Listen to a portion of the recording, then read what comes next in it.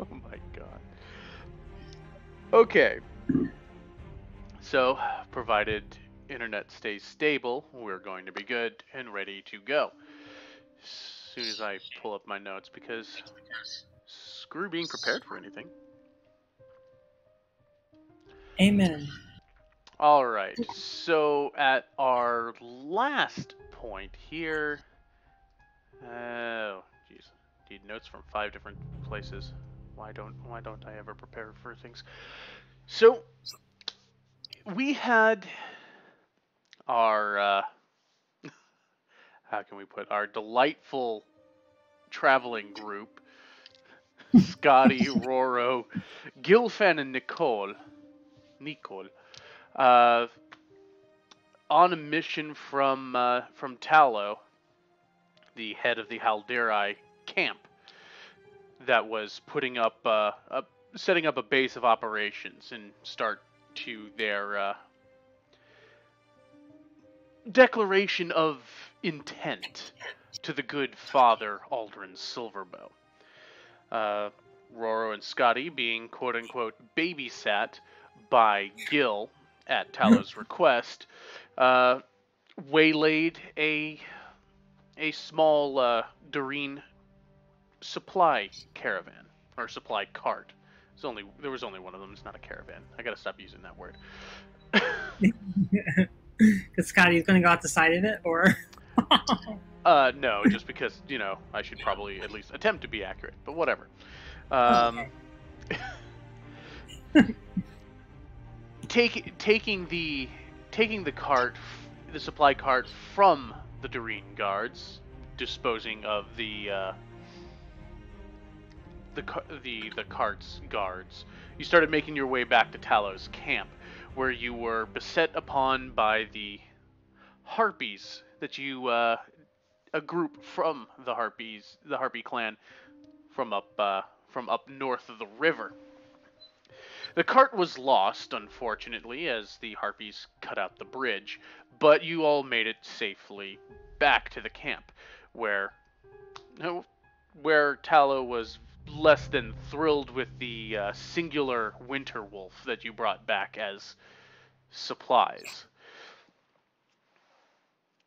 So, with at least a moderate endorsement from Gil as far as your skills go, Tallow saw fit to send you on another errand to try and recover some supplies. This time, unfortunately, a little bit of larceny wasn't going to fit well with them. So he gave you some coin.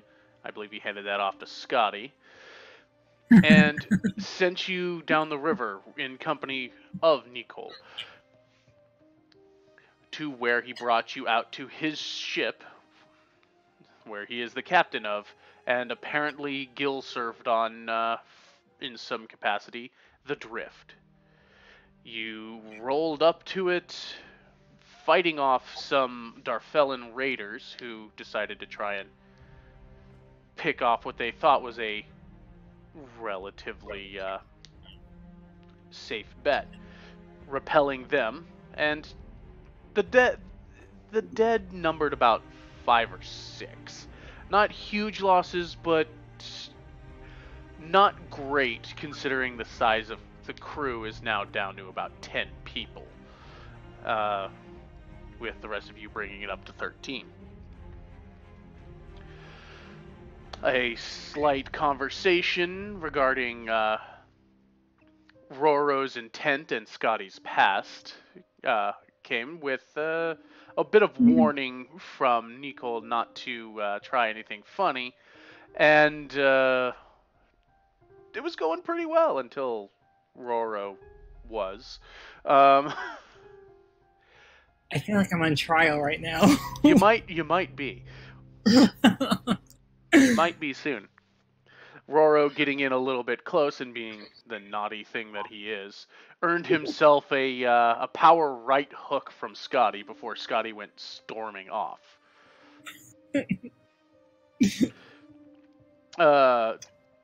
So yeah, Skadi, you go tearing out. You kind of go stomping out of the room, where you just blow right by Nicole as he's just kind of peers into the chamber, the bunk that that Roro's still in, kind of giving you one of those looks, just kind of a squinted eye look, just like, the hell did you just do?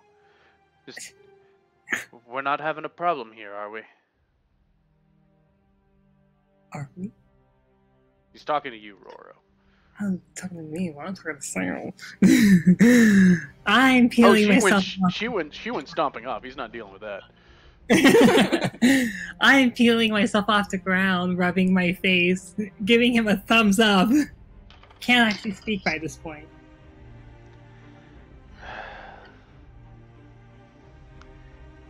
You think I say to keep your hands to yourself for their benefit? I see what she does. I think Scotty's fine, thanks. Yeah, looks like she's taking care of herself. Yeah. What about you, Roro? I will also be fine. Good. Hate to see someone get something broken so soon. Would you? That's nice. You're gonna be needed to make yourself useful here. We're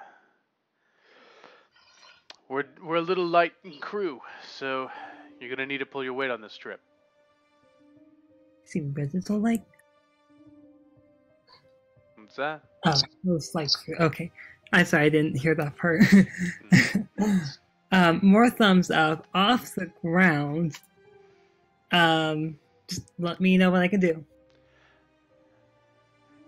We'll need you to start. I'll explain it after you get some rest. Very kind. Goodbye. Yeah. Shut the door on you and go about his business.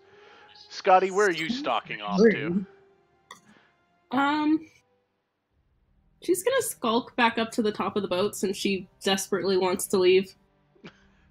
Well, by the time you reach the top there, well, you don't exactly know where you are. That is true. Your dark vision kind of only extends out to 60 feet, and even getting towards the edge of the boat, you can't really see land from where you're at. Though looking down at the water, you can definitely get the sense that it's not just the lapping of the waves close to shore. Is you are in motion. You don't know how long you've been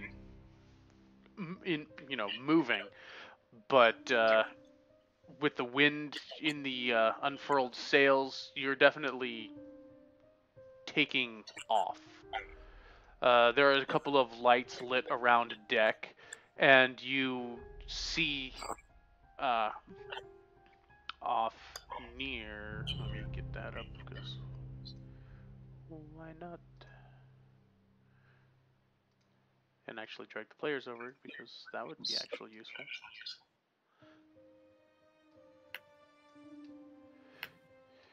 So you will see on the mid deck, right at the ship's wheel, you'll see that shock of blue hair as it's kind of, you see Gil leaned and resting over the rail, just kind of staring off towards the bow of the ship. It seems like he's taken up navigation, as some of the other crew members are just kind of going about their shiply duties, taking care of things. Okay, she's gonna glance at him and then glance towards where he tied his boat up and consider her options. Okay. Jumping or No, testing her flying stealing powers? Gil's boat. What is she planning? Considered stealing Gil's boat for a second. The boat is tied to the side of the ship, almost like a lump on the top of it. it's kind of been tied so the entrance to the boat is flush against the side of the ship. Mm. So Okay. it's not something you can just slip into. Yeah, I kind of figured. She still considered it though. Okay. That's the thing. So she's gonna go up to Gil, still steaming, and she's gonna ask him, so how long are we going to be on this ship?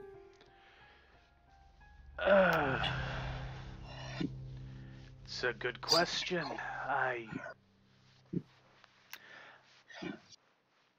Well, we gotta get this job done. I'm gonna guess it's gonna be a few days before we get to the place Tallow wanted us to. Couple days there, couple days back. She's gonna sigh. Should I hand you these coins that Tallow gave me? I don't know if I should be carrying them. I mean, it doesn't really matter to me, but what you got that? The fuck did he say to you? What are you talking about? You're you look like you're letting off some steam there. And it's automatically Roro's fault. He knows you. Knows you well enough. And even if he's wrong, he's gonna blame you first and foremost because you keep pissing him off. So yes, there's a bit of projection there. Who cares? No. Man, court of law. So crossing her arms, she's gonna glance back at the boat that she knows she can't still, but kind of wishes she could. And then he didn't do anything, say anything, she grumbles.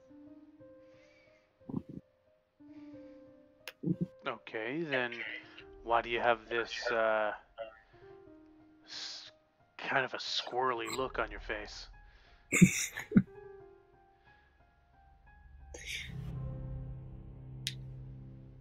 I just don't like it when my master gets brought up in conversation.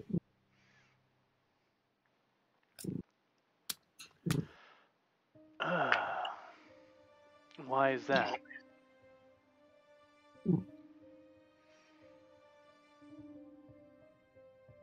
It just makes me want to return home. Oh. Okay, nostalgia's a thing. But, you don't have a home to return to, if I remember, right? I mean, No. I'm not trying to be an ass, but from what I remember... You're right, it was burnt down, but that doesn't keep me from wishing I could return to it, or something similar. I get that.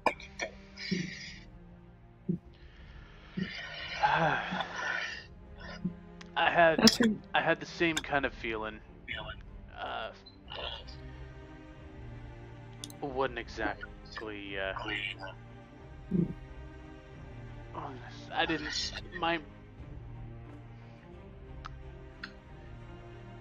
it seems like there's this kind of a struggle in his in himself, whether or not he's should be saying anything or not, but just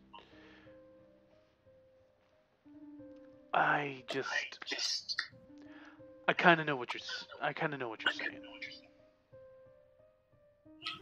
She's gonna slowly nod her head. That's right, you're pretty far from home yourself, aren't you? Yeah, from any of the homes I knew. Why don't you return to them? Well, kind of a lot of them are dead.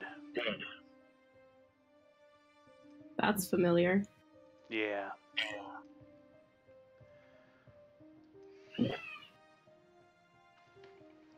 But That's life. But how do you go through life when you don't have anywhere to return to? You make your place. Or you find a place that can give you peace. Dottie's going to consider that silently.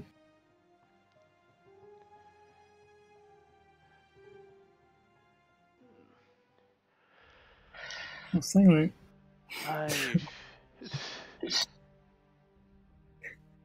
Now the fun part is that I'm trying to look up and get the cliff notes as to what. Ah, there they are. Ha. The old notes that we had here. Mm-hmm. Because this is basically where this conversation is taking place. Yeah, that's what I thought. So the conversation that kind of drifts in here. You have the conversation about him kind of questioning, as bad as an idea as it sounds like it is at the moment.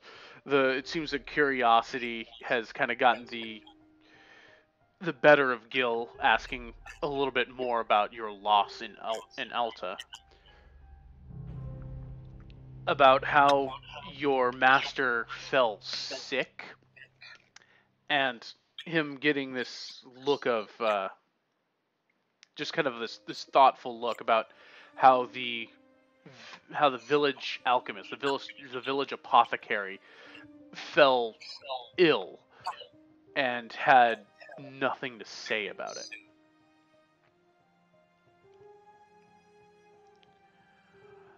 And Is he a strong, independent woman, or ignore me? I mean, it's aside from reading this all out verbatim, which I almost think I ought to really put in its own like intermission file, to be honest. That might be a good idea. Yeah. But yeah, there is that moment of kind of quiet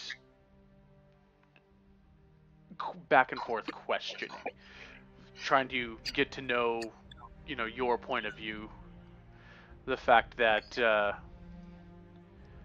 Gil shares his sympathies. The fact is he's not fond of a death by sickness or something so low key that he follows what he would consider the Haldirite tradition of a death earned in struggle. Very much the whole victory or Valhalla type scenario. But as it is, it leaves Skadi with a bit of food for thought. And take that as you will. Just probably spend a good hour talking back and forth, bouncing ideas off. I'll put that in a file to use for later. But in the interim to that, you have 3 days at sea. You are both put to work tending to the ship, adjusting ropes and the like. You do have shifts and some time to yourselves. It seems like Gil is practically living at the wheel. As you find out, he was and has taken back kind of his position as the ship's navigator. But you have 3 days to do things that you might... if you have anything you want to accomplish with that time. Well, I know one thing that I'd like to do is study my master's journals. What I saved from the burning house that I once lived in.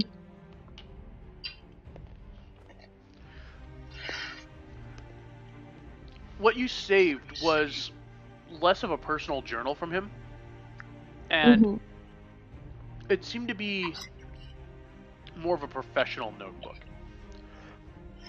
Flipping through the pages, you see formulas, you see recipes in a shorthand that looks kind of familiar to you, but Mm-hmm.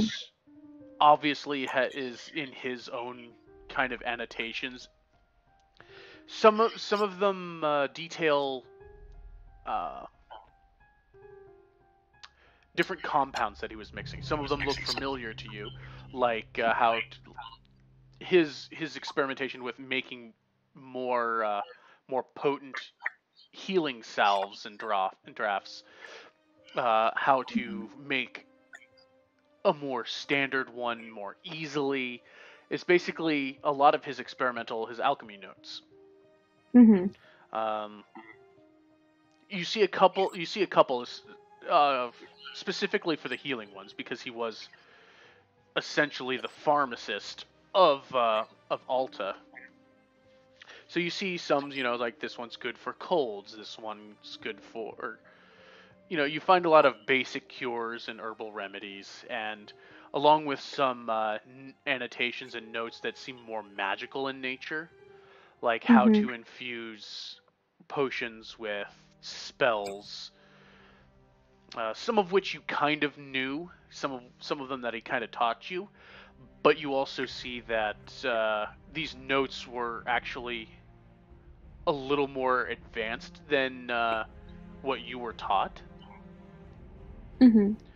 So, you were brewing potions at like a third grade level. He was brewing them at like a fifth grade level or so.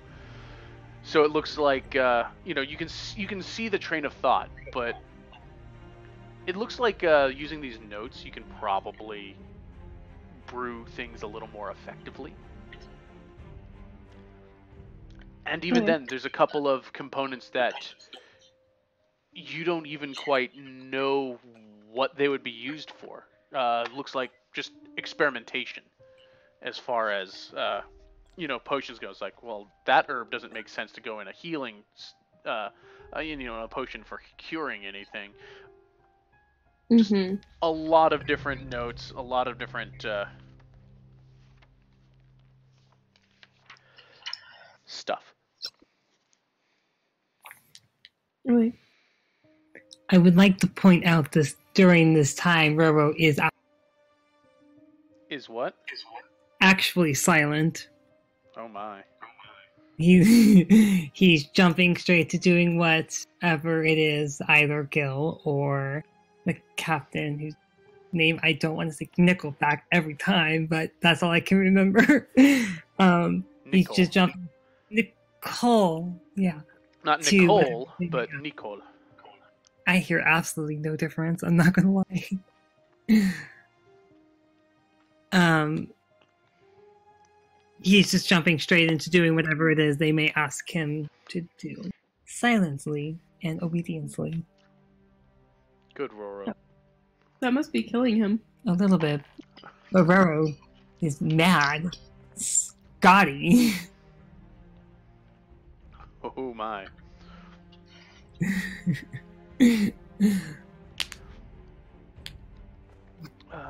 Dragon bitch. At least he didn't tell Gil what he did. Yeah. That he knows about. Yeah, he doesn't actually know that yet. I guess funny. he should soon because he's not overboard. I mean, word seems to have not spread far about it, so, or people are not doing anything about it currently. Thanks for the foreshadow. Yeah.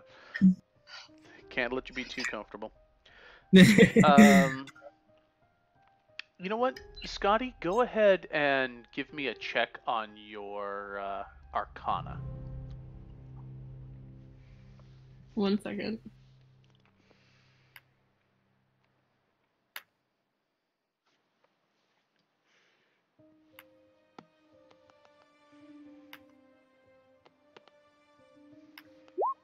I hope I did that right. You did, in fact. Child. Good roll. Something I can roll well in. Yeah. I don't know if you should consider that to be a positive or a negative. Oh no, I'm scared. Well, no, I'm just saying that you rolled that well right off the bat. Mm-hmm.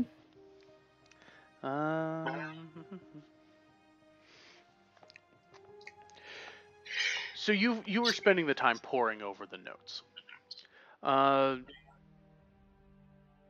Scattered throughout the book, and you're pretty, you know, She is pretty. but that's besides the point. But no, you're a pretty observant and clever little dragonling. So you're going through the notebook at a pretty decent clip, and something starts to kind of look odd to you as you're flipping through the pages, you know, and kind of going back and forth, rereading, you know, what's going on.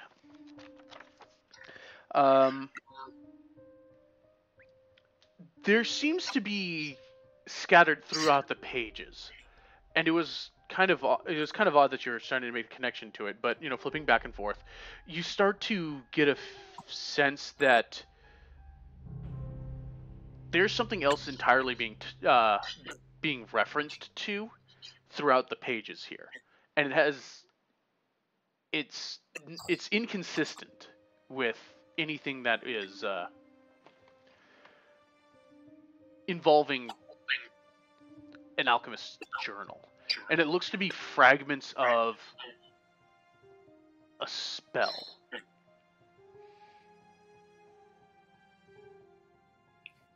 Uh-huh. Because you have your own spell book. There's what you've basically scribbled in there looks like madness to other people, because you know they've got little diagrams and arcane words that you know how to, in your own shorthand, to kind of bring about your power. Well, you're seeing fragments of one, maybe two spells kind of dashed about the various pages. You know, like page 5 might have something in the upper left-hand corner. Page 23 might have something towards the center that kind of looks like they would match on them, but it's odd. It's just inconsistent. Like, you know, like one page is talking about acacia plants, you know, for healing salves, but but there's this one corner in here this is an arcane symbol that has nothing to do with anything else on the page. Okay. Is she going to be able to put anything together from this? Just at the glances you've done here, you were able to piece together that there are inconsistencies. Okay. And that takes you a while to, because it's kind of a thick and it's a technical read. It's like trying to read front to back a car automotive manual. Yeah. But this car bends reality. Interesting car. Yeah, I want a car like that. Yeah. Bends reality, not our lives. Quantum Junction, get in both lanes. Love that joke. So that's what Scotty's up to. Roro, you're just keeping your trap shut the entire time? Yes, he is being silent, but he's also mulling over a few topics brought up by Skadi. Okay, that's also 3 days worth of of general silence out of you. I know, y'all should consider yourselves lucky. Or concerned. Maybe someone should ask. It's possible.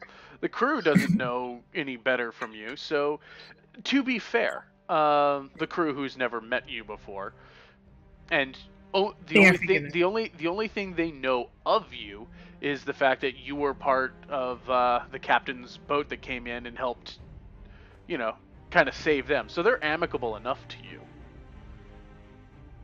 So they like me. they've got no reason to dislike you. You're keeping as you said, you're keeping your trap generally shut, following instructions, and you helped save them from a Darfellan attack. They've got no problem with you. So, out of the 10 crew members, 9 of them have had nothing but a positive experience with you. I would like to point out that they do know he's gorgeous. Gonna put that there. Anyways, should I tell you? There was no outward. How can we put? There was no outward indication of them taking note of Roro's glorious beauty, or at least giving you a second look. They seem to be focused on their jobs for the most part. But then again, they've learned your name. They'll kind of give you a wave, and it's like, hey, come give me a hand with this. As they pull up, like a net that has some fish for their meal to keep you guys fed and all that stuff. So I would say you're on decent enough terms with all the general miscellaneous NPC crew. Oh, well, at least that's something. That is something. I mean, to be fair. Well, Skadi's not going to ask because the last time she asked you a question, she had to lay you out, so. And she secretly enjoys it. Laying people out? No, before laying out. I think. Well, granted, her laying people out is not a secret joy in her life. She seems pretty open about tearing people out. Should I be going over what he's knowing over, his plans, what he's doing, stuff like that, or should I just keep that to myself? I mean, I'm curious to hear it. I'm never going to oppose hearing your inner monologue about things. Oh, I don't know. So he is just frustrated with how much was actually brought up during conversation in his personal life, which, may I add, was not the intent. But then the little nosy dragon over here is like, guess what? Poke, poke. So now he's over here frustrated, and when he gets frustrated, he comes more of a thirst for power, in a sense, reminding him of his goal. Okay, so he's becoming a little more driven on his own personal ambition at the moment. In a sense, yes, and that is not being driven by his mouth, for once. Oh. So what I'm coming to understand is thoughtful Roro is scary Roro. Got it.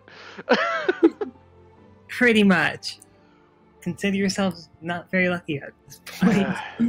It's a double-edged sword. What can you do? That's all I have. Okay, that's not nothing. It's about Roro. It's everything. Agree to disagree? I don't know. Sure. All right. So, anything else other than poring over your tome? What? Other than what? Anything elsewise going on with Skadi aside from her taking Paris on the ship, not trying to steal the boat when no one's looking? Well, I mean, she could attempt it. We should see how that goes. I'm sure that'll go well. All's trips. I'm sure Gil would like her less if she tried to steal his boat, though. I'm pretty sure Gil would like anyone less if they tried to steal his boat. Well, actually, yes. In between reading the journals, their conversation that you kind of recapped, she's going to have a question. Okay. That she'll get brave enough to bring up to Gil. She's going to want to know about his... how do I put this? His faith in his deity?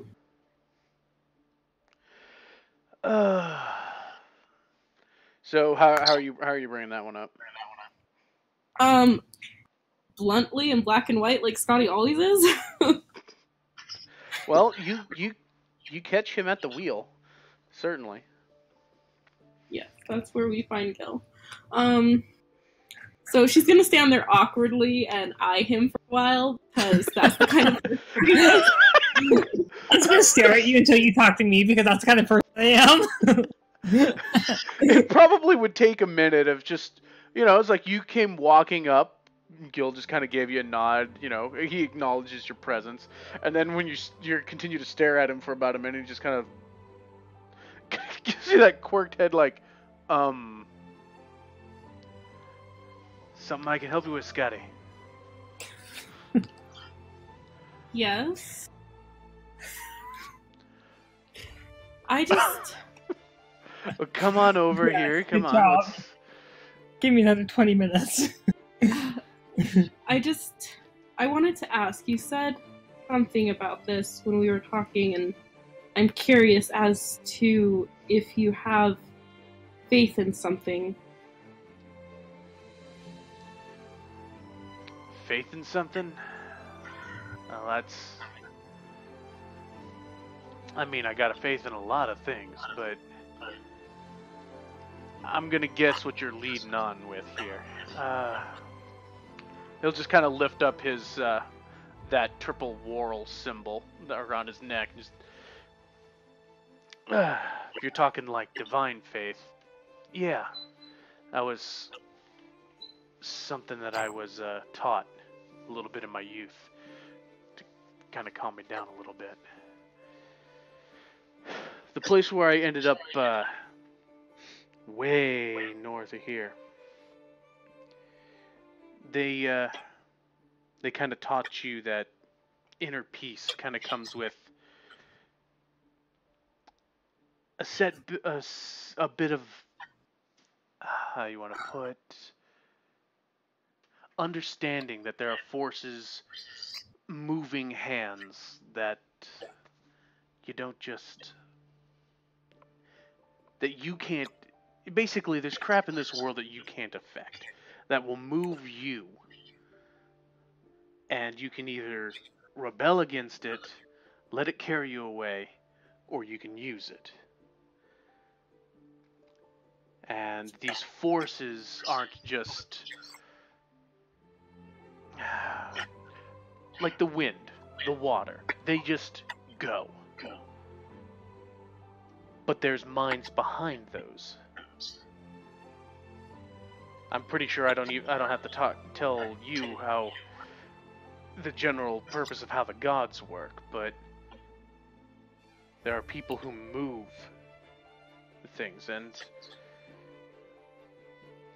after a long while of getting it kindly beaten into my head, amongst the not-so-kind beatings, I actually decided to crack open some of the books and start reading through. Scotty's going... Scotty's going to... He's gonna nod her head quietly, a bit comprehensive of what he's saying. She is gonna ask, so, how do you learn to have faith in something that just moves you as its own will? Well, suppose it'd be a lot harder, but it's like the tides. You may not know how the tides work. They come in, they roll out. You don't have to understand how every little piece moves to see how it moves. And I suppose faith is a lot like trusting that those forces will carry you along and you can roll with it. As he'll kind of reach behind his head and unlink that long chain that's got the whorl symbol on it. Just kind of briefly hold it out to you to take. The thing's the size. The symbol is about the size of like a large $50. The large coins. Mm-hmm. He just kind of rests the chain in your hand, as he's just letting you look it over as he's speaking. Just I found a real old book. And this was beyond the histories, beyond the legends. And I can even say legends as a, I don't know, it's almost like poetry. But the gods we've known are real. We've seen the works they do. They walk amongst us. What's real legends is the ones before. You know, everybody knows, you know, the dragon, the smith, the mother of elements, the queens of battle. Hell, we even know about the assholes who control the thieves and the demons. But where did they go? And it took me a couple years to kind of piece it together. But these people we revere as gods, they came from somewhere.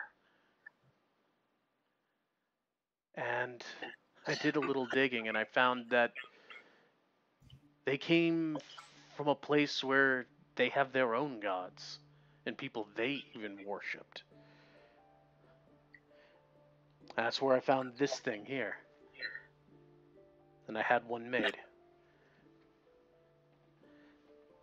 Scotty's gonna study it like she's studying one of her master's book, as though she's hoping an answer will pop out from it. it's not a it's not an extremely elegantly made piece. It definitely looks like an amateur made it. It's not a bad example, but of a piece, but it's definitely far from a master artisan's creation. But it is made out of a kind of like a blue steel, like a blue dyed steel that look like three waves curled around next to each other. And it definitely has this kind of a cool thrum to it, almost like it has a little condensation kind of gripping it at most times. So that description, would that be like the description of the energy it has? Well, the metal itself seems to have this minor wetness to it. And you can kind of wipe it away, but it's always this like there seems to be always this light condensation that's attracted on this metal. Okay. You do get a sense of energy to it, but not to any huge degree. Okay. It's almost like you're feeling like the sentimental aura on this thing. Okay. Scotty's gonna look a little bit surprised by the feel of the metal and the energy, and she's going to hand it back to Gil very carefully. He'll take a hold of it and kind of slip it back around his neck. This is one of the old gods. His name, they called him Valdash. He was a master of the sea. By description, he was a sea elf. Mm-hmm. Who, as the legends, and these ones are the real legends, because no one's ever seen any of these. This is the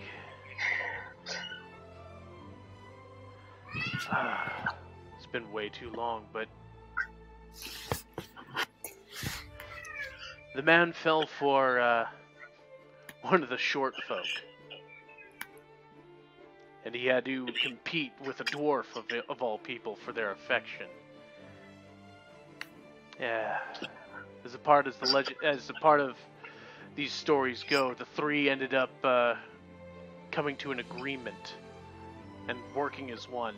I think some kind of I think like a halfling or a gnome was this girl that kind of stole this elf and dwarf heart. It was, but so much was their partnership. The dwarf actually built a boat for the elf made out of stone that actually worked. But that's the nature of the gods. They make the impossible possible.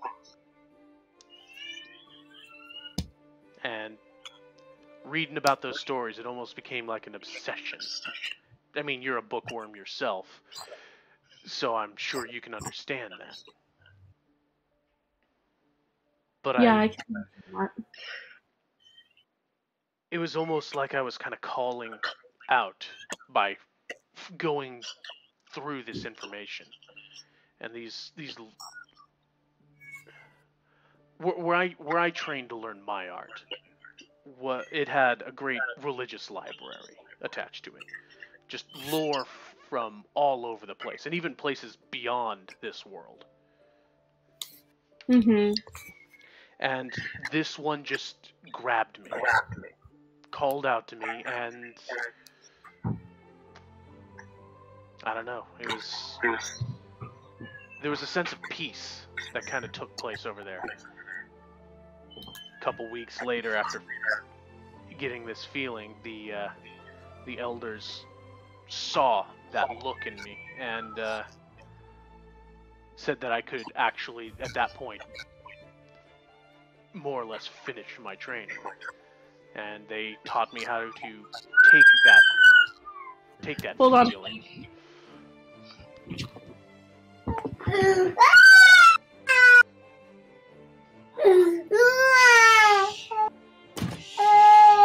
Oh, poor thing.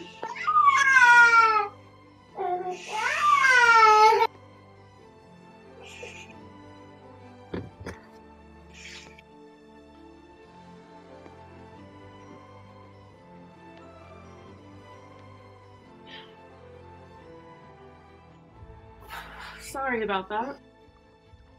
They all right? Yep. That's good. So I was just teething. Yeah, the poor thing. Will you sit quietly, please? Okay, I think we're good to go. Okay.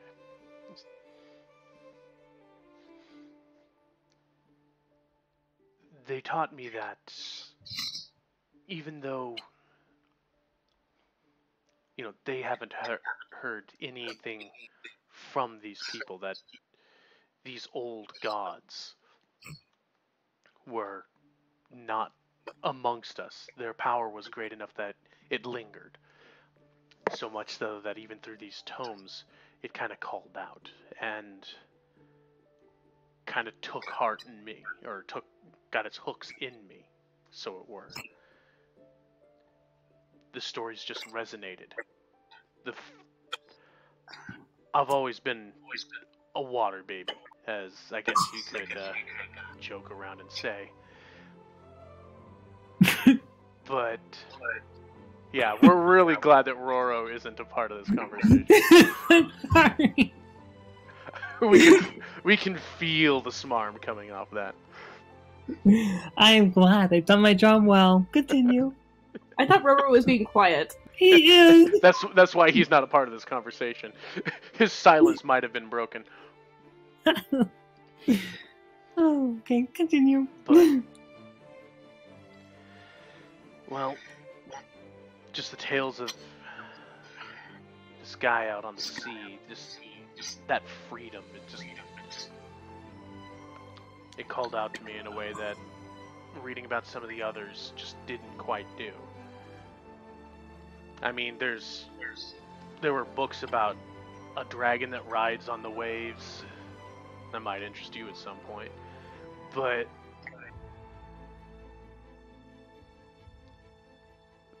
this mythic figure, this Valdash, just he called on up to me.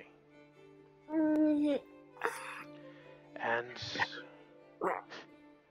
can't deny the power that's given me.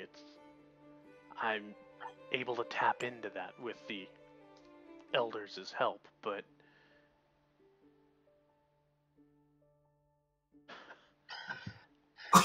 it's a feeling you can't quite describe unless you go through it. But there is kind of a peace that there's a force out there that's kind of, even at distance, they've got your back. You can feel them beside you, even though there's no one but the wind and the waves at your, anywhere around you. It's a feeling It of must safety. must be nice to feel like you're not alone. Yeah. Thank you for entertaining my question. I do appreciate that. Well, I ramble, so, you're still here afterwards, so, thank you. I hope you got some answers out of me. Some use. Maybe. I got a lot to think about at least. Oh, good. We got a lot of time right about now. I mean, that's the truth. I mean, Roro's being quiet.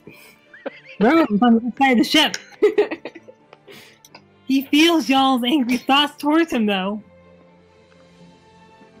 Maybe he's projecting. He thinks everyone's got angry thoughts on him right now. Well, is he wrong? Not everyone's thinking about Roro all the time, just saying. Well, maybe that's their own personal problem. Some call it a coping mechanism.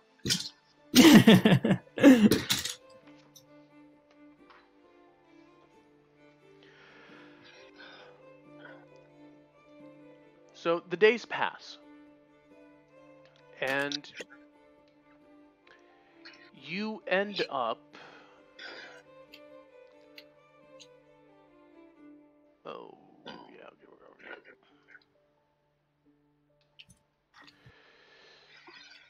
The ship comes to an alcove that's lit by several bonfires. And where Nicole will kind of come out and...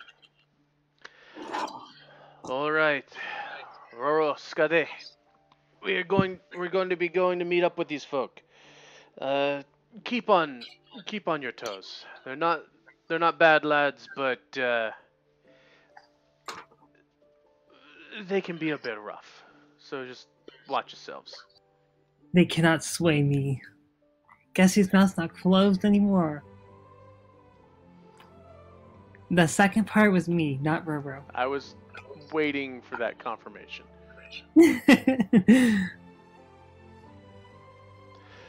So, rolling in,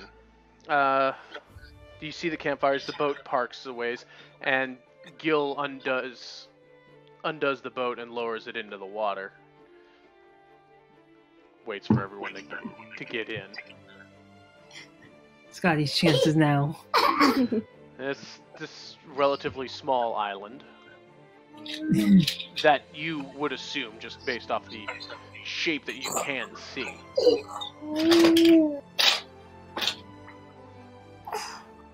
Taking it to shore, you are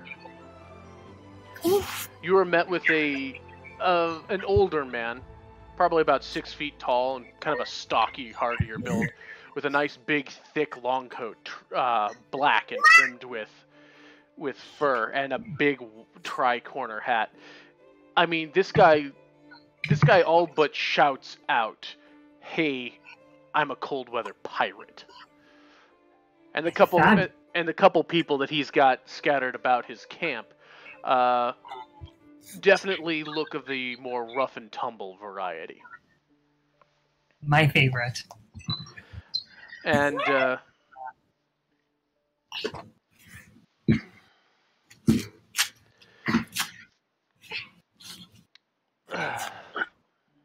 as you're kind of drifting in there, Nicole will turn to the rest of you and just, all right, Which one of you is taking point again? Taking what? Who's going to be talking to them? Oh, I can introduce, but this was something that you two had to do. might be a favor if I do the talking. Scotty's gonna give you a questioning look. She remembers the town visit with the hottie. Yeah. Don't worry, I won't call them peasants.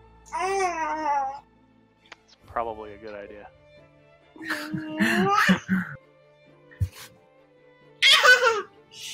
It's okay, Scotty. I got you. You may not actually be able to speak to them. They're very large. They are larger individuals, to be sure.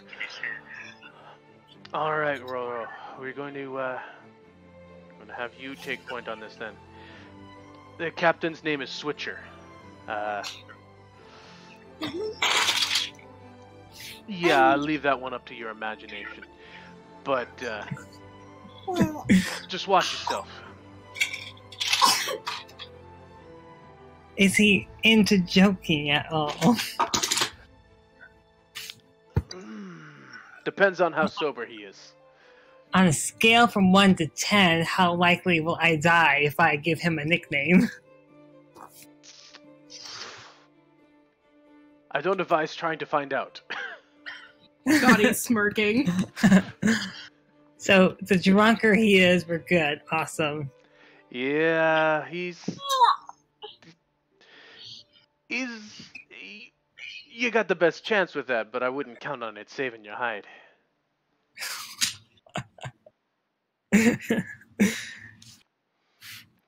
Which one is the captain? Is it this guy? No, it's the guy out front here. This guy. That guy right up there. Yeah.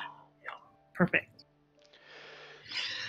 So the boat drifts in and kind of just saddles up along the side, and Gil will take a step out and just kind of holding onto the boat, takes the hook that was attached there and just kind of crams it into the ice, just to kind of anchor the boat in place.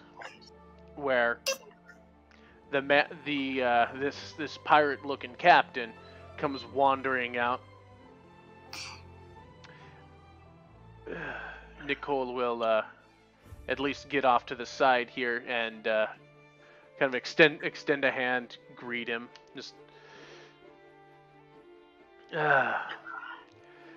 Captain Switcher, it's good to see you again. Hello, Nicole. What brings you to my camp? Well,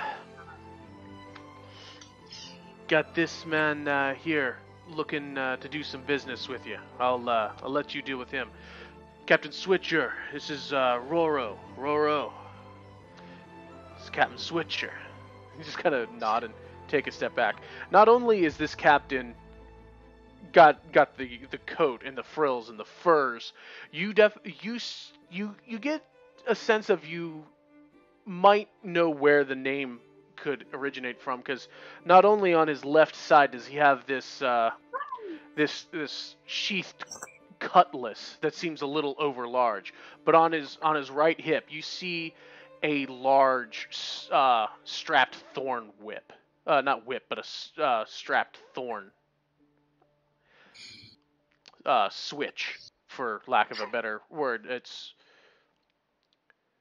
It's like if you took like a 3-foot long strip of thick leather, bent it in on itself, gave it a tie a little ways up to kind of have like a handle bit, and then put like sharpened metallic studs along the end, and that's also hanging from his belt.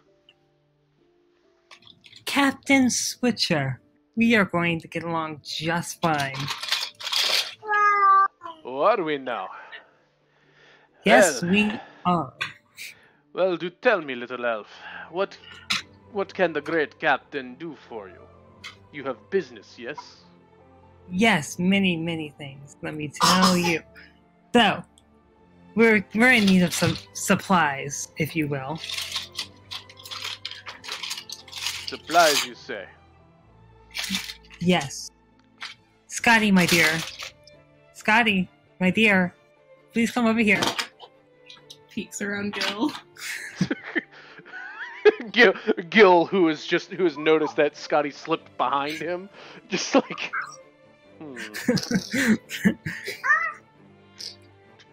he's just kind of looking at you. You see, he's trying to keep a straight face and is more or less succeeding.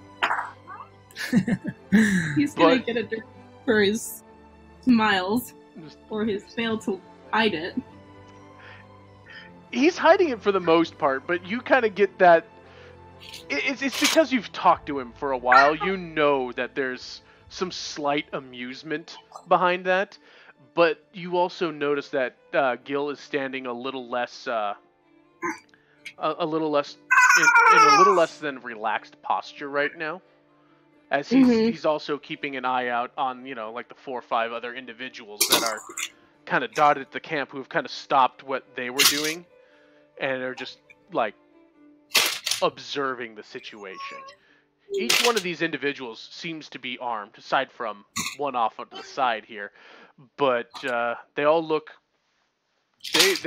like they've definitely had some time at sea and probably of a less than reputable profession. But Roro has called out for you. As does. Gotti, my dear. Hello. Sighing. She trumps over here, I suppose. Thank you. Close enough? Yes. We have our payments ready with Madam Scotty here. Well. Why didn't you send this lovely one to talk to me? Scotty turns completely purple. as Nicole is just like...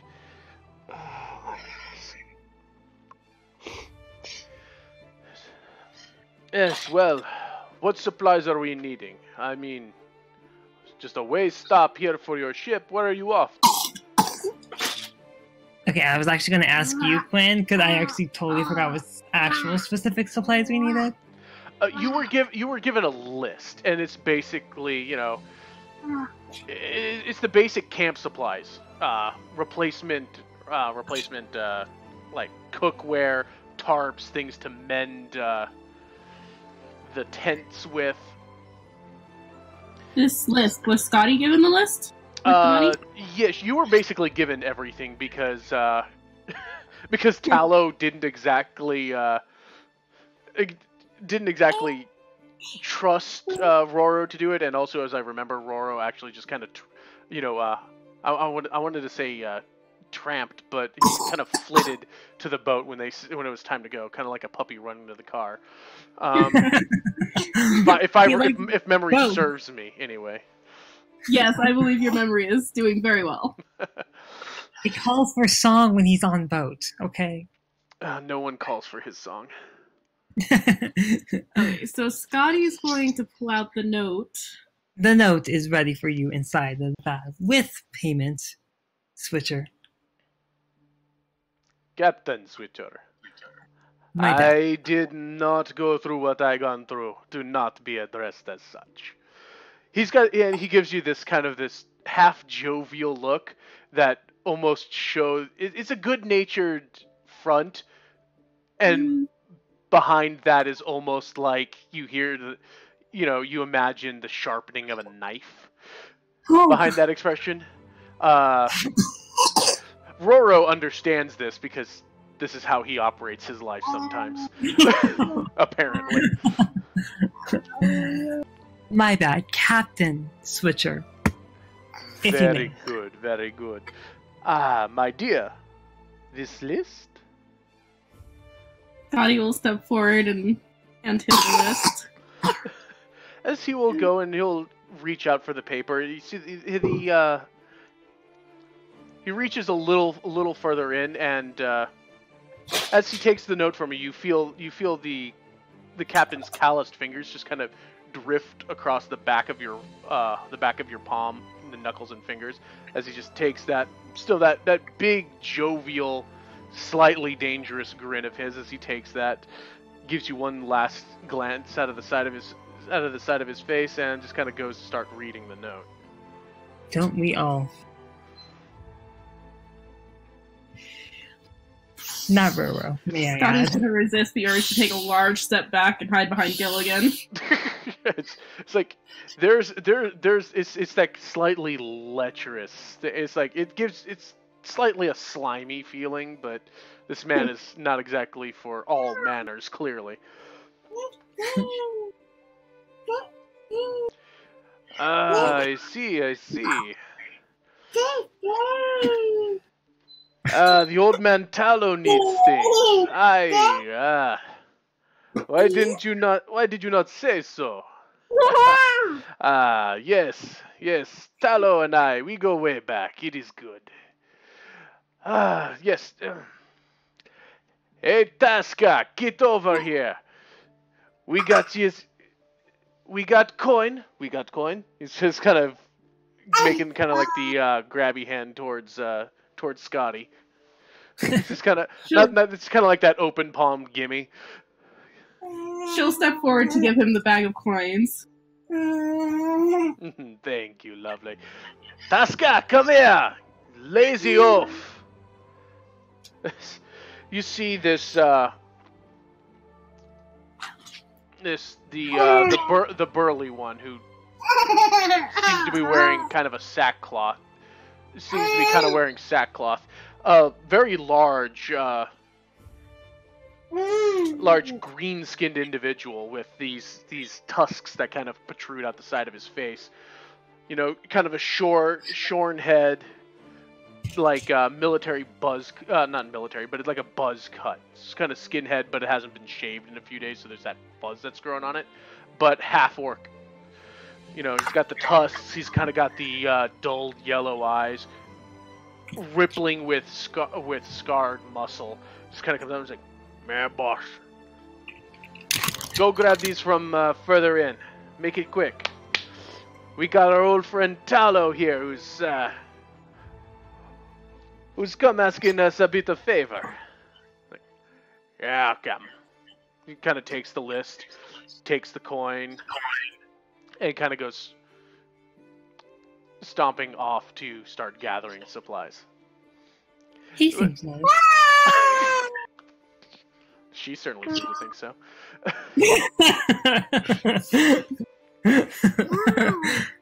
I know, it's impressive. I don't know.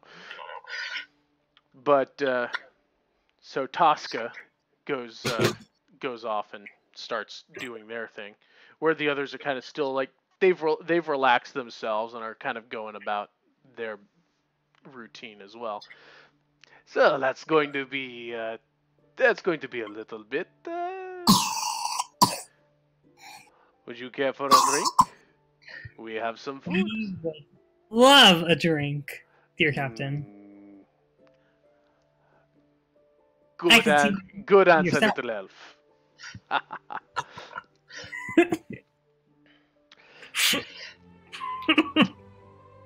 I'm sorry, that was the best laugh I've ever heard. I'm just gonna put that one out there. So,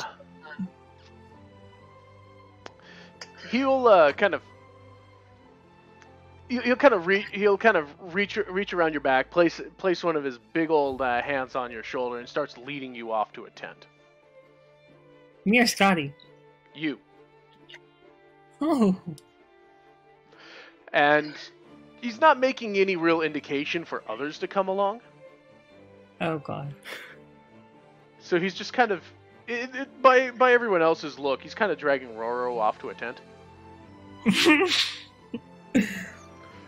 Gil staying near the boat, just kind of observing this one. Kind of got this leery eye, but Roro's not fighting him one bit. Scott is almost hesitant to jump in and help. Nicole's just looking there going, I don't know if we should be doing anything about this, but... Oh no, I got this. If you Enjoy yourself, Roro, I guess. We'll be here guarding supplies. I will definitely enjoy myself. Thank you. Goodbye. So, in this tent, which is about probably like 10 feet around, the ceiling is probably about a good 8 feet high. And there's this circular table, couple of chairs, a big mug. A couple of big mugs are set up with this pitcher near it, and he'll go walking over, open up a chest that's onto the side, pull out a plate of what looks to be some dried fruits in a bowl. He'll kind of set those down there, and he'll take that big pitcher and pour you this. He'll pour you this glass of, you don't even know what. It is strong, and it almost burns a little to smell it. Roro's going to glance at it with wide eyes at first, but then he's going to take a drink and absolutely not break a single straight face. That would be a Constitution save. Oh, damn. Scotty's gonna be outside, like, prancing around nervously, glancing at the tent, glancing at Gil. Like, just sent poor Roro to do. So no, I apparently do break face. We didn't do anything. He let that happen. He went prancing into that one. I don't know. This might not be the best of ideas, but keep your ears out, I guess. I wonder if he chose a safe word yet. Scotty inches towards the tent. She has a strange will to save this elf for some reason. Strange at one point. Yeah, exactly. Captain, do mind yourself. Have a drink as well. Oh, he was already drinking. Never mind. I thought I was being polite. No, he poured you a drink. He poured him a drink. He didn't hesitate on this stuff, so he just started. When he put down his cup, he had like half of it already gone. He just kind of reaches in and pulls out some dried like figs or something that was in the bowl. Just.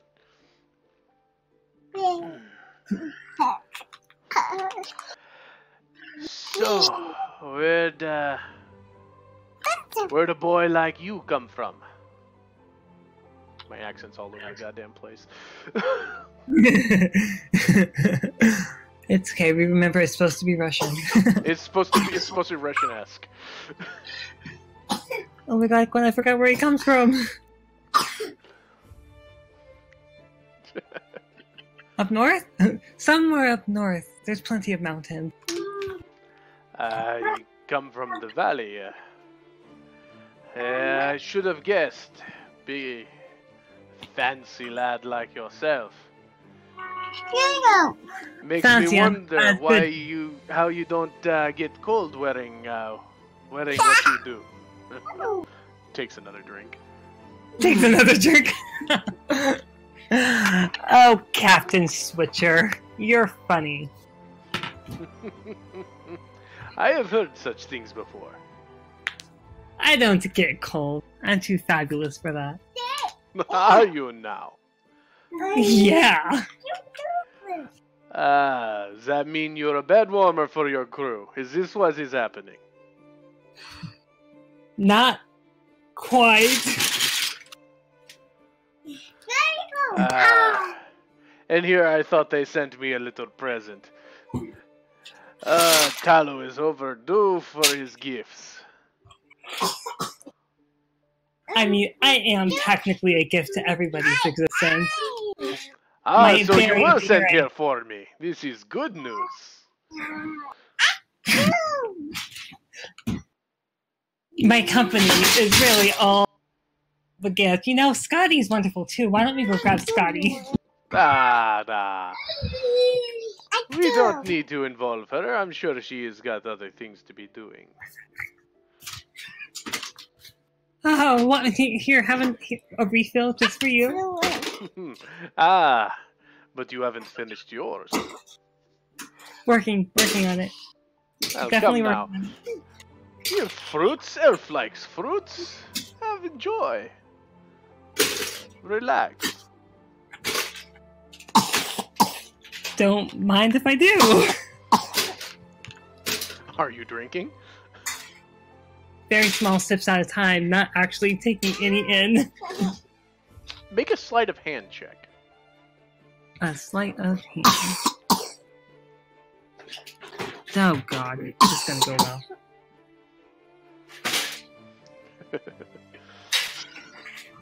Don't laugh like that.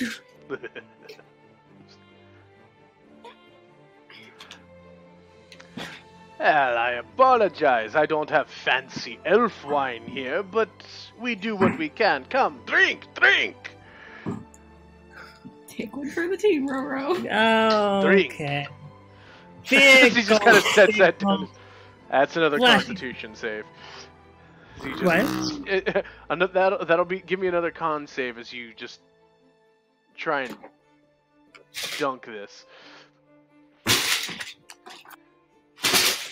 The dice have not forgiven me. They have not. Oh god. Oh, 20 plus 1 plus 1. What the? I'm sorry, what'd you say? I'm wondering what the heck is up with your with your roll here. Yeah, I don't know. My life. Why? See, Roro was quiet for like 3 days straight. And now the dice are after him. The dice are kind of after you, but I'm honestly wondering why your con is 1 plus 1. Oh, yeah, I didn't notice that before. Yeah, why do you have? I'm not entirely sure as to why you have an extra plus 1 to your con being rolled. Because the dice actually don't want me to die, possibly. I don't know. Let me try something here. Okay. Oh. That proved a lot. You were making a Constitution check, and whatever reason I was doing that. So yeah, actually give me a Constitution save. That's the one in the bigger box with dexterity Yeah, and it says intelligence. saving throws. Okay. Yeah, it says saving throws on that one. There you go. There we go. I don't know what that other thing was about, but we'll consider that invalid. So this stuff is strong, like scary strong. And while your head kind of swims a little bit as you just like almost were like pressured into like downing it like it was some kind of like a beer bong essentially. I don't know enough about drinking and frat culture to really comment, but essentially Neither do we. yeah. But basically as you shotgun this drink, your head swims for a bit, but you're generally okay. Surprising to you, but you down it. He's like, ooh, and he seems to kind of go from his like forward, like leering guesses, sees that you drink it all down, kind of slam the glass down on the table harder than you anticipated, but and he just kind of smiles and sits back. So, if you are not ship's bed warmer, what do you do for Captain Salva? I do everything. I help with the sails, I help with the deck. Once Gil let me steer the ship. I do not know this Gil. The blue-haired fish one. Oh, yeah. That one. Oh. Okay, alright, he's Gil. Strange name. I totally agree. I can see why you call him Fishman. He's... What name? Oh, he gets mad at me every time. Well, I couldn't understand why. Me either. Yes, of course not.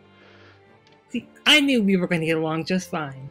Oh, we get along fine. I'm easy to get along with. Tell me, what is this drink? Like, where did you get it? That is company secret. Could sell some to you if you like. That would be fantastic. We should probably go see if those supplies are ready to go. It will take some time. Don't worry, don't worry. Yeah, have more. I'll start pouring you another mug. Plan, So- are you mad at me? Are you mad at me? Whatever do you mean? Oh, yeah, continue.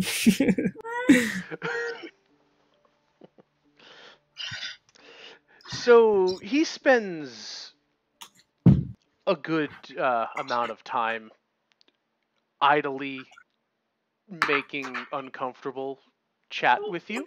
The rest of the pirate crew, for lack of a better description as to them, will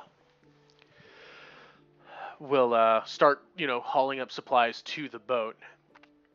And Nicole's looking at this, is like, we are going to have to go back and forth with some of this. We're not going to be able to get it all on the boat with us in once. Roro will stay behind next time. Roro's not a part of this conversation. Roro doesn't have a choice. Yeah, I just kind of putting that out into the universe, though. Praying out into the ether, please let me go back to the boat. But no, outside as this is happening, it's just, I mean, either Gil or I can stay back here. And for this trip, we can start loading these things up as they're getting the others. I can take the first load. Gil's like, yeah, you go ahead and do what you need. I can stay here, keep Skadi company when we're waiting for this. So with that, Nicole will kind of start ferrying the supplies that are currently on the skiff back to the main ship, and having that crew quickly just basically offloading it onto the deck to get them there with Nicole coming back. So it's probably a good 10 minutes of Skadi and Gil just kind of on the shoreline with... Which means a good 10 minutes of Roro being frisked. He's not being frisked yet. Yes. Why did everything hate me? I mean, it's not going to take an insight check to see what the captain's being, air quotes, subtle about. So, yeah, Skadi, are you up to anything? Anxiously watching the tent. She's scared for Roro. That man is doing bad things to Roro?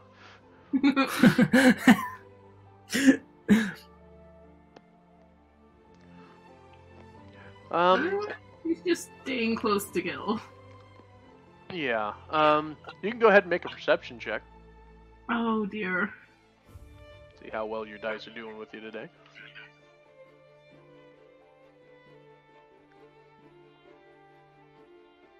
Yeah, Skadi is all kinds of just a nervous ball right now. Yeah, that sounds about right. but as you're trying to pay attention, you're kind of your attention is divided here, kind of flitting from person to person as they're bringing supplies in. Tosca's got huge armloads of small boxes and packs. You see this half orc, this hulking half orc is just basically playing pack mule right now. And the boat comes back empty with Nicole in it, and you're loading things up.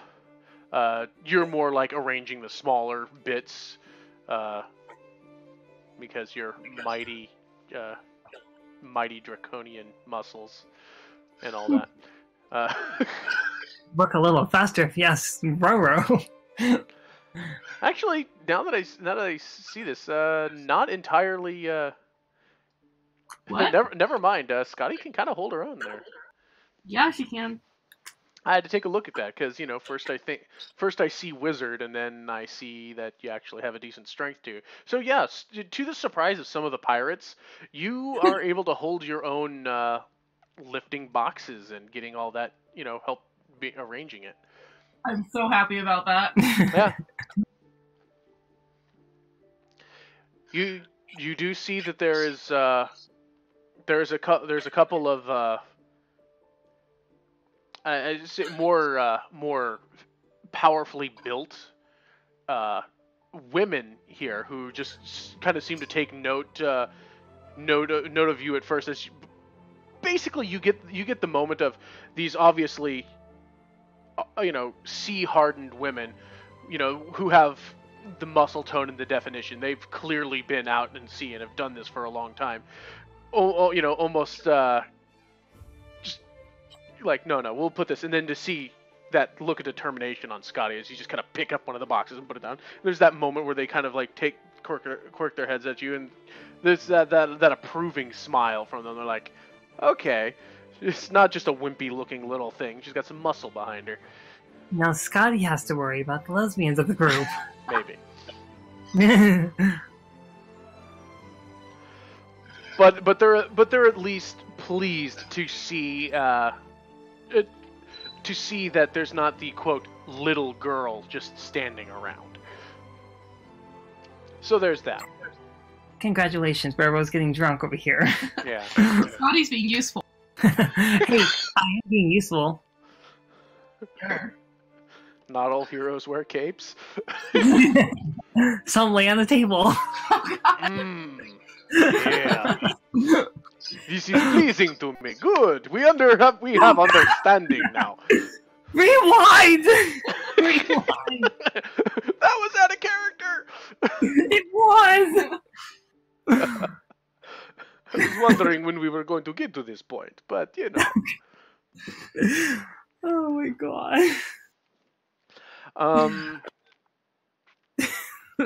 Yeah. So there's some tension because Is there? yeah, because as time goes on, clearly Switcher is getting a little less than sober. And you're gonna need to give me one more Constitution save because after this you're definitely okay. Not. You're definitely after a little while, maybe 15 minutes or so of him just gently intimidating you into continuing your drinking. Even at one time, his hand kind of drifts down to his right a little bit, and you kind of pick up the drink it. You're definitely not in top form at this point. You can definitely feel this, your vision blurring around the edges and all that. Wow, that's really holding on. Yeah, you're definitely fighting against being drunk, but it's definitely starting to take hold. This stuff is strong, and it doesn't get any easier to go down when when you're buzzed. So there is that tense moment of is the elf gonna put out or not?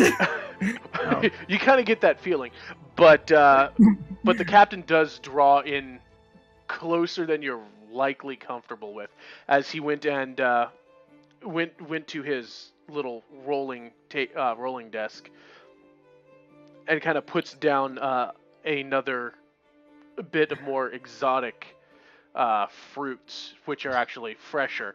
But it's kind of in that cases where he sets it down. He's standing behind you while you're sitting down, and his arm kind of reaches over your shoulder and just kind of like suddenly into view, kind of around from the side of your peripheral. Set it down, and then there's that side of that hand drawing back and kind of brushing over your shoulder and your collarbone, and then just kind of stopping there. It's just kind of he's got his hand kind of resting on your shoulder before the boss, the boat's loaded. Thank you, Tasca. It's like as there's that you feel that tension as the hand that was just lightly resting on your shoulder kind of start to grip, as you can feel the annoyance from the captain there. Is that there was that grip that's hard and very uncomfortable and a little worrisome, but will eventually relax, and just the captain will straighten himself up, flap his coat, straightening his appearance, and then moving out of the tent. It looks like you're good to go. Come on now. Is Roro stumbling at this point? You're definitely not completely steady on your feet. You are stumbling, be it from drink and or nerves. Or a very good mixture of both. It's probably both. But yes, you are definitely staggering out of the tent. So Skadi, Gil, and Nicole will see after the captain. Basically, what you see is you see the captain walk out of the tent, and then just a couple of moments later, you see Roro stagger out behind him. My movements are kind of how I'm picturing this. Staggering. Seeing Roro kind of come out there, Gil just kind of gives a side glance to Scotty. He's like, "Holy crap, what happened to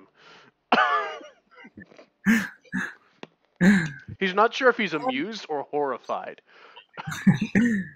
Because he's walking kind of weird, and there's probably some context that he would enjoy to this. Otherwise, his imagination is probably going to go off with him. Woo, Captain Switch, that stuff is great. Definitely send T-Man some of that. Of course. You come back and you see the good captain here. For sure. Jumps in the boat. You don't be a stranger to me. Roro, was it? Yes. You come back to us now. You remember that's Roro as in row your boat. Trips, falls into boat, face first. Yeah, that's our cue. Gil kicks the anchoring hook up into the boat, just like kind of gives Scotty that jerky head nod. Is like, get in the damn boat. Get in the damn. As she could have gotten that from Roro face planting into the boat.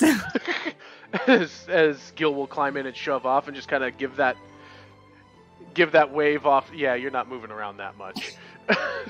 The world stops. Still breathing. The world. Roro is still breathing, but he was. There was a thing. The world was spinning as it was, and now you're on a rocking boat. So that's you're just in a whole delightful world right now, probably nursing a bruised collarbone. He's gonna slightly sit up. Y'all are in the splashing zone. Roro, Gil will just kind of take you by the shoulder that the captain was gripping, and that was a bruise already starting to form. Not that he was aware of it, but he'll just kind of point your head out the other side of the boat. So I'm going to point towards you. Towards you, Gil.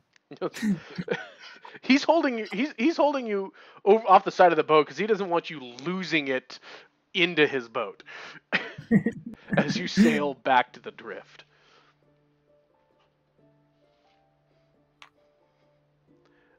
Just imagine Roro's muttering off all sorts of insults. All sorts of what? Like insults and blubbering and woo! The hell happened to you? I don't know what was in the drink.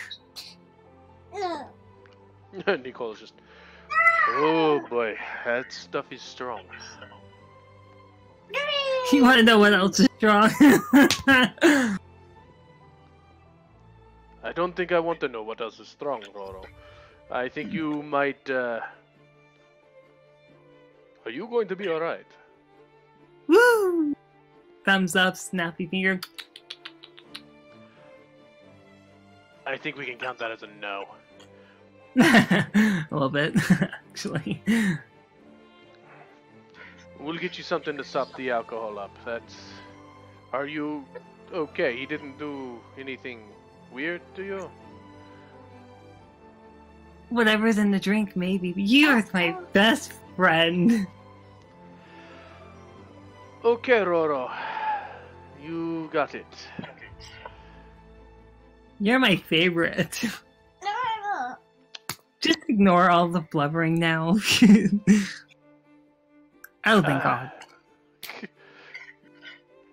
So, you managed to get all the supplies down into the hold. Roro is allowed to recover the day. He's got breads and a stew made up and plenty of water to try and get this, whatever this hangover was, out of his system.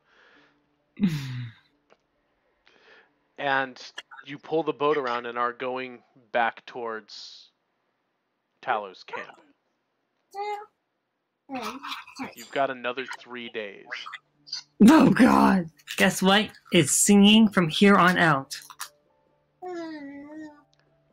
Please And let it be actual singing of good songs and not the 99 bottles of beer on the wall equivalent. You're right. I will pick Nickelback just for you, Captain. You try my patience, Roro. I'm gonna have to actually teach you some good music. I'm open to suggestions.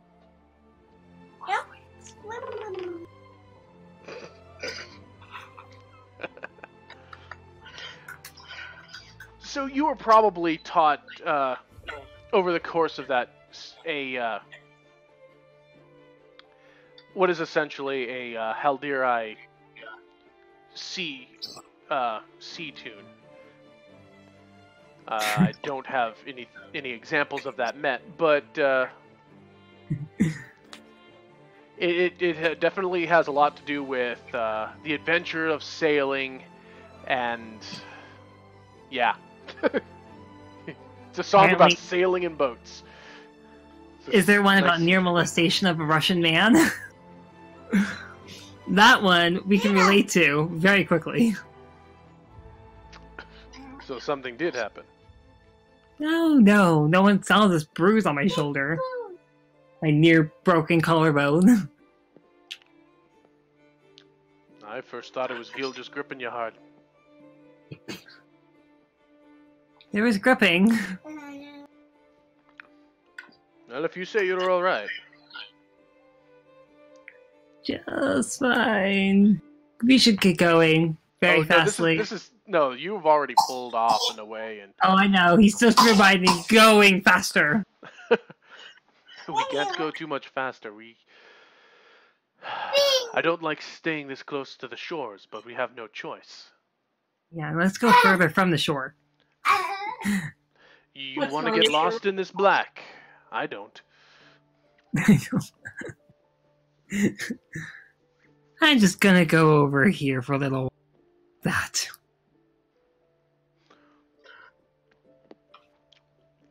So, Roro seems a little more lively on this last on this return leg. Yes, more so. All right, nothing specifically that you want to get accomplished on the trip back. No, not that I can think of. Okay, Skadi. Scotty is going to be spending some more time in her master. You kind of cut out there. I said Scotty's going to be spending some time in her. Oh my god, why is the connection going on? It keeps cutting out. Her master's what? Her master's journal. Okay. Definitely going to be thinking about the whole deity thing, but I don't know exactly what. So No inner monologue or anything there. No. Okay. So you're just kind of letting your mind wander. Pretty much. Not being so mad at Roro, seeing that he just through an ordeal. That, I love the ordeal. I got us a discount. that Roro may or may not have just gotten not been the quote unquote entertainment for a vicious Russian sea captain. The world may never know. The world may never know. Whatever it is, Roro's not talking about it apparently. I don't want to talk about it.